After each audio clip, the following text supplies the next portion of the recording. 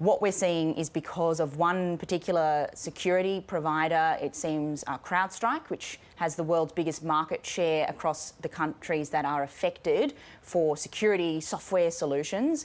There has been an issue with Crowdstrike deployments across those countries and those companies, and that's what's caused this outage. It's cascaded across to Microsoft as well, where Microsoft is being used within the product suite for those organisations.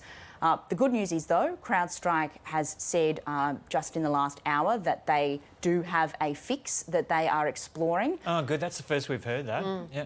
So I mean, I guess it's not a big push big green button and we'll switch everything back on. Yeah. Generally what that means is there will be IT teams, I should say, around Australia, and as the UK and the US wake up as well, looking at this fix and trying to put it into place within their own environments. So we might, and we indeed have already seen, some services switch back on. We might also see some organisations realise and detect they have the issue now, as particularly if they're in Europe and the US, they're waking up, they're switching everything on. We might see a few more outages pop up on the radar, but there is some good news, but certainly it will take some time and it will be different for every organisation how they roll out those fixes. Okay, if I can just get you to go through things in layman's terms, really basically for us so people understand, because a lot of people will be tuning in now because this is such a massive issue. Just first of all, into a bit more detail for us about the services that Crowdstrike provides for companies. What was it actually doing for Microsoft? So Crowdstrike is a security monitoring and detection company. It's one of the biggest in the world that provides that, and many of our critical infrastructure organisations, major corporations use Crowdstrike. It's sitting there on their devices looking for security issues and addressing them. So normally it's Crowdstrike keeping us safe. In this instance, exactly, there is some irony, and it is a very ubiquitous tool, even though it might not be a household name.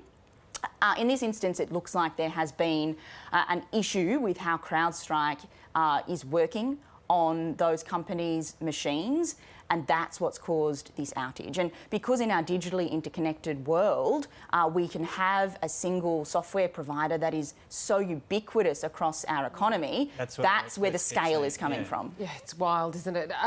We can talk about that, continue to talk about that in a moment, but you did speak about, and Joe made note of it, the timing here, that there is some group and team said, OK, we think we've got a fix there.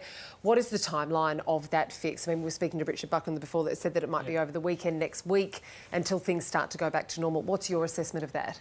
Well, look, I think, firstly, I'd say we'll have to go to the horse's mouth and see what Crowdstrike says. They're probably going to be closest to this. What I would say is this is not going to be something, by all accounts, that Crowdstrike can remotely deploy and suddenly fix. So we might see it being a kind of a cascading switch back on. Some organisations, and this is the optimistic news, we've heard of some organisations overseas and some in Australia that are getting some service back, but of course it will take time. It will depend for every organisation, and different organisations as well might have different tolerance for outage. Obviously, being in the news media, a couple of minutes off air is really profound.